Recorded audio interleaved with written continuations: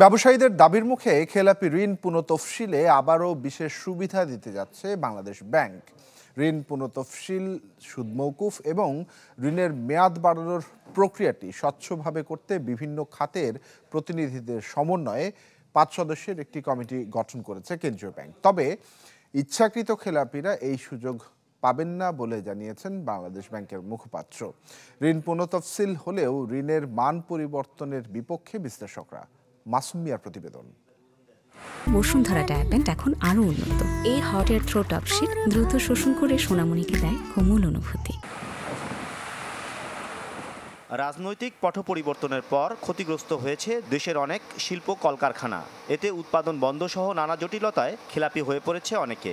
আছে বিগত সরকারের আমলে রাজনৈতিক কারণে ক্ষতিগ্রস্ত হয়ে খেলাপি হয়ে পড়ার ঘটনাও। এমন পরিস্থিতিতে ব্যবসায়ীদের দাবির মুখে ঋণ পুনঃতফসিলের আবারও বিশেষ সুবিধা দিতে যাচ্ছে বাংলাদেশ ব্যাংক। এর মাধ্যমে ডাউন পেমেন্টের শর্ত শিথিল, সুদ মওকুফ ও ঋণের মেয়াদ বাড়ানোর সুযোগ থাকবে। এই প্রক্রিয়াটি স্বচ্ছভাবে করতে বিভিন্ন খাতের প্রতিনিধিদের সমন্বয় 5 সদস্যের যাচাই বাছাই কমিটি গঠন করেছে কেন্দ্রীয় ব্যাংক। 20 কোটি টাকার বেশি ঋণের প্রস্তাব এই কমিটি বিবেচনা করবে। ব্যাংকগুলো পর্যালোচনা করবে, প্রথমে ব্যাংকগুলো পর্যালোচনা করে এই সুপারিশ কমিটিতে এটা পাঠাবে। সুপারিশ কমিটি তখন এগুলো পর্যালোচনা করবে।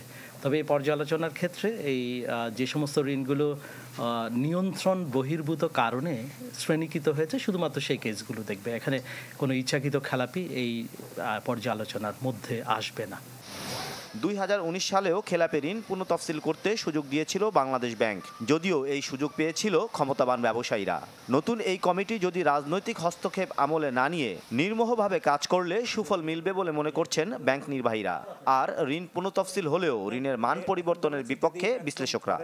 আগে কি হয়েছে, এখন ওরকম যদি কোনো প্রেশার হয় যে একেবারে টপ মোস্ট কোনোখান থেকে যদি হয় ওরকম কোনো প্রেশার আসে, এক্স ব্যাংকে ফোন করে বোর্ডকে বললো, চেয়ারম্যানকে বললো বা এমডিকে বললো এটা করে দাও, তখন তো এটা তো ওরকমই হবে।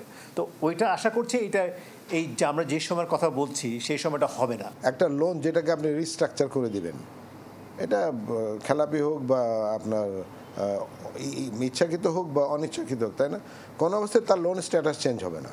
এটি সারা বিশ্বের প্র্যাকটিস। আমরা একেবারে শেষ পর্যন্ত যতক্ষণ না পর্যন্ত এটা একটা রেগুলার লোন বা পুরো লোনটা পরিশোধ না হবে ততক্ষণ পর্যন্ত এটা খেলাপি হিসাবে চিহ্নিত থাকবে। চলতি মাসেই এই বিষয়ে নির্দেশনা জারি করবে বাংলাদেশ ব্যাংক। মাসুম মিয়া, চ্যানেল 24, ঢাকা।